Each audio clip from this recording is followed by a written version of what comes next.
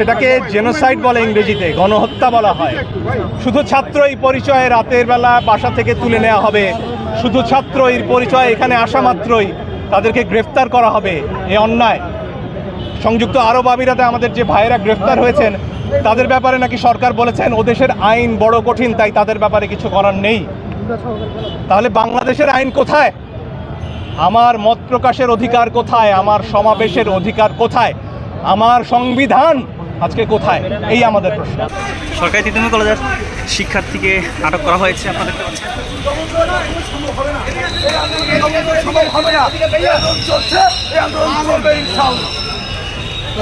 এই মুহূর্তে সরকারি তিতুমির কলেজের শিক্ষার্থীকে আটক করা হলো। সরকারি তিতুমির কলেজের একজন শিক্ষার্থীকে আটক করেছে পুলিশ, দেখতে পাচ্ছেন।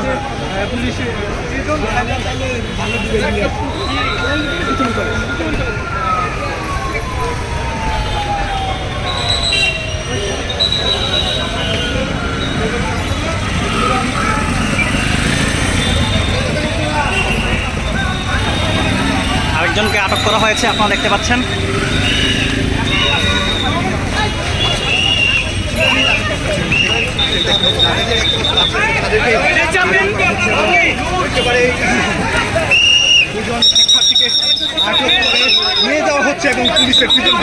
দুইজন শিক্ষার্থীকে আটক করা হয়েছে। এর আগে সরকারি তিতুমির কলেজের একজনকে আটক করা হয়েছে, আরো দুজন শিক্ষার্থীকে আটক করা হয়েছে।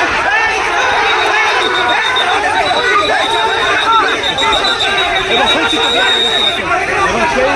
আমরা দেখাচ্ছি।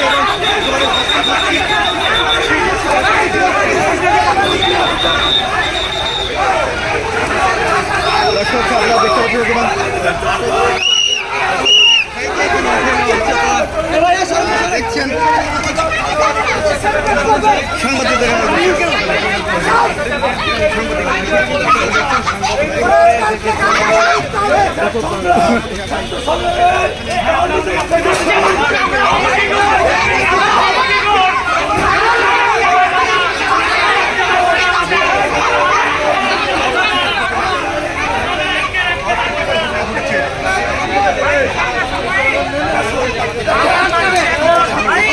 নিচ্ছি